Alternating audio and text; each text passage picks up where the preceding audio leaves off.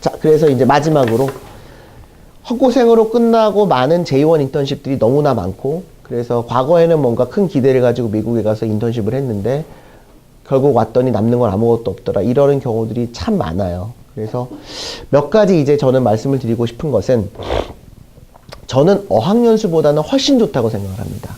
어학연수보다는 어학연수를 갈래 인턴십을 갈래 하면 당연히 인턴십을 가셔야 돼요. 어학연수야말로 돈 낭비입니다. 왜냐하면 미국이라는 나라에 일단 가면은 영어 공부를 할 수 있는 기회는 굉장히 많아요. 심지어 한국 회사에 가셨어도 뭐 주말이나 저녁이나 또 회사 내에서도 내가 찾아보면은 영어 공부를 할 수 있는 경우들이 많이 있거든요. 그래서 어학연수보다는 확실히 인턴십이 좋죠. 그리고 큰 금액은 아니지만 어쨌든 급여를 내가 받으면서 일하는 거고, 그쵸? 어학연수는 내가 돈을 버는 게 아니라 계속 돈을 쓰면서 학원을 다니는 거잖아요. 그러니까 어학연수는 뭐 예를 들면 1년을 하려면 뭐 대략 뭐 한 1,000만 원 이상이 들어가잖아요. 근데 인턴십은 처음에 한 4,500만 원 들어가지만 내가 1년 동안에 그 이상 훨씬 더 많이 받죠. 뭐 아무리 안 받아도 한 1,500불, 뭐 1,000불 이상은 받으니까. 그런 면에 있어서는 제가 봤을 때는 더 이상 어학연수를 가는 이상한 학생들은 이제 많지는 않을 것 같아요. 예, 과거에는 이제 저희 때만 해도 어학연수가 한참 붐이었는데, 그러면 이제 인턴십을 가는 게 어학연수보다는 낫다라고 이제 가정을 하고, 그러면 가시기 전에 우리가 해야 될 건 뭐냐면, 아까도 잠깐 말씀을 드렸지만 회사도 봐야 되지만 어떤 일을 하는지를 잘 보셔야 되고요. 예, 그리고 가시기 전에 1년 있다가 어느 쪽으로 방향을 가져갈지를 어느 정도는 계획을 하고 가셔야 됩니다. 어느 정도는. 그리고 1년 동안 그 회사에서 일하는 자체에 대한 기대는 많이 안 하시는 게 좋아요. 그러니까 거기서 많이 뭐를 내가 배워가겠다, 사실은 그거를 너무 기대를 갖고 가시면은 다른 계획을 세우지 않고 가는 경우들이 많아요. 그래서 9 to 6는 없다고 보고, 9 to 6는 6 to 10, 6시서부터 밤 10시까지 내가 무엇을 할 것이고 주말에 내가 무엇을 할 것인가의 계획이 훨씬 더 중요합니다. 그 계획은 내가 세울 수가 있는 거잖아요. 그러면은 그때 영어 공부를 할 건지, 아니면은 내가 석사학위를 준비를 할 건지, 아니면 한국으로 돌아올 준비를 하실 건지, 아니면 미국에서만 딸 수 있는 자격증을 공부를 할 건지, 아니면 다른 뭔가 미국 친구들을 많이 사귀어가지고 뭔가 네트워킹을 할 건지, 그 계획을 세우고 가셔서 한 달 안에 그거를 시작을 하셔야 돼요. 그러니까 9 to 6를 일해서 그 회사에서 뭔가를 배우고 그 회사에서 영어를 익히고 그 회사에서 직무를 익혀서 뭔가 내가 끝장을 한번 봐보겠다라는 거는 굉장히 어리석으신 생각이에요.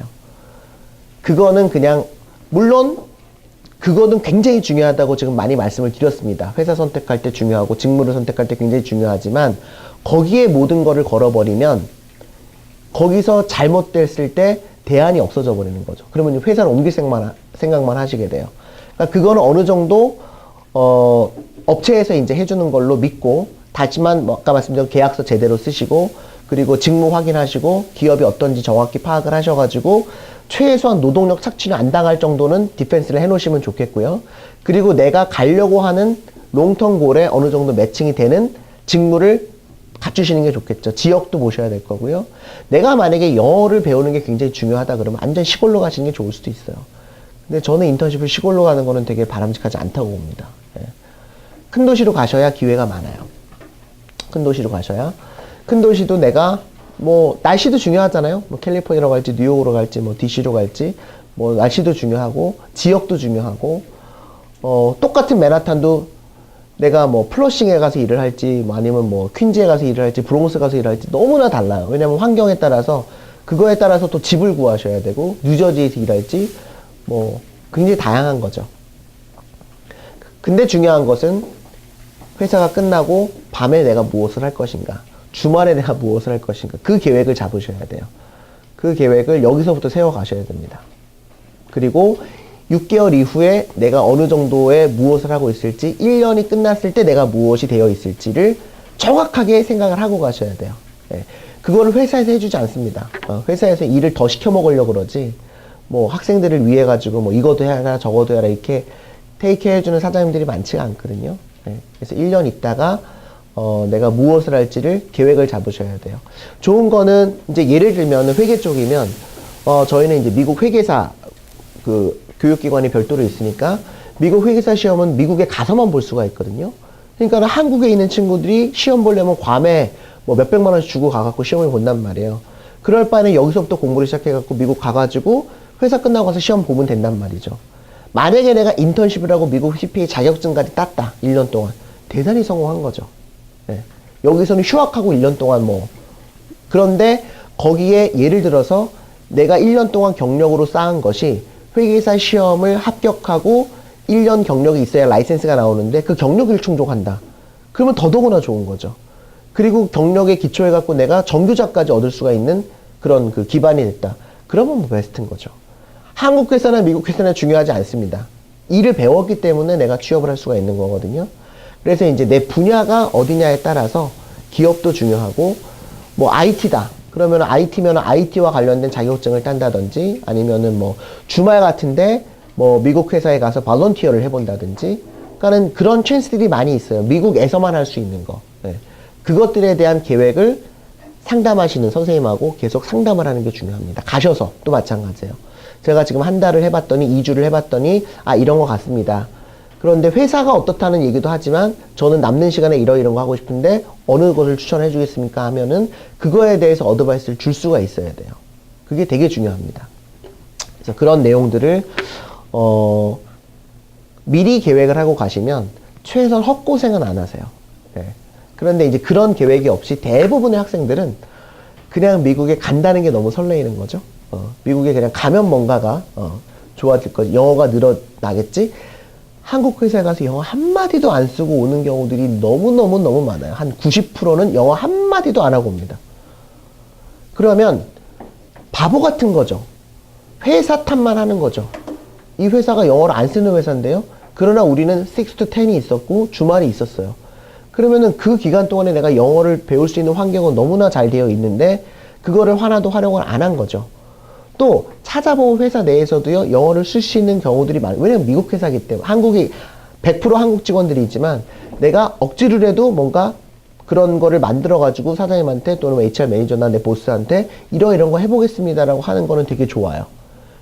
뭐 왜냐하면은 아무리 이상한 회사라고 할지라도 여러분보다 영어를 잘하는 직원이 최소 한두 명은 있어요. 아무리 이상한 회사라 할지라도. 그리고 네이티브들이 좀 있습니다. 그러면 그 친구들하고 네트워크를 하시면 돼요. 그러니까 그런 것들이 거기 있으면서 여러분들이 찾으셔야 될, 인턴들이 찾아야 될 내용들인 거죠. 그래서 굉장히 좀 안 좋게 제가 말씀을 많이 드렸어요. 저희 회사도 1년에 한 100명 정도 J1을 진행을 하거든요. 그렇다고 저희 회사로 가는 모든 인턴들이 100% 성공을 해가지고 100% 만족을 해. 그렇지는 않습니다. 그 중에는 진짜 문제가 있는 학생들도 있고 그렇지만 어쨌든 최대한 가기 전에 회사를 제대로 매칭하려고 굉장히 노력을 많이 하죠. 상담도 되게 오래 하고, 상담도 되게 오래 하고, 아무 데나 가세요는 절대 안 하죠. 이 회사가 어떤데 한번 인터뷰 해보거든요. 싫다고 하면 또 인터뷰 해보고, 다른 회사로 같이 해보고, 그리고 더 중요한 건 미국에 와서부터예요.